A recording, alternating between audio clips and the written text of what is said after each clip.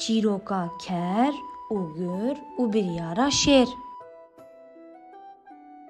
Rojek rojan rehmel dê bavê me haziran û guhdaran. Gur û ker rojekê li ser rengê gihê ketin gewriya hev. Kerê got rengê gihê zer e, gur jî got hişîn e. Pir li ber hevdan li hev nekirin. Kerê di zerîtiya gihê de ısrar kir, gur çi kir jî nikanî bû kerê îkna bike. Rabûn her du çûn ba şêr, şahê daristanê. Mesela xwe ji şêr re gotin. Mehkemeyê dest pê kir. Li ser rengê gihê her yekî delîl û îspatên xwe pêşkêşî mehkemeyê kirin. Mehkeme qediya hat dema biryarê. Herkes li hêviyê bû mehkeme biryareke rast û adîl bide. Heqiyê bide gur. Hakim biryara xwe xwend.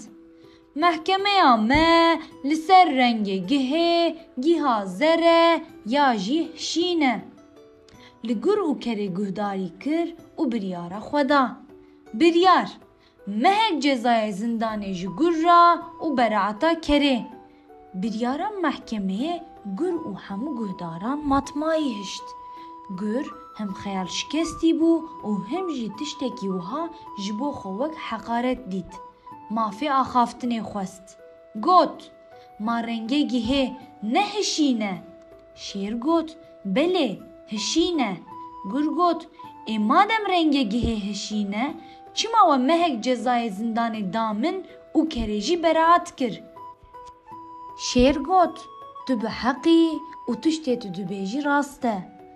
Lê ji ber ku li ser mijareke ker jê fêm nake, tu pêra ketiye minaqeşê teşaşiyeke mezin kir.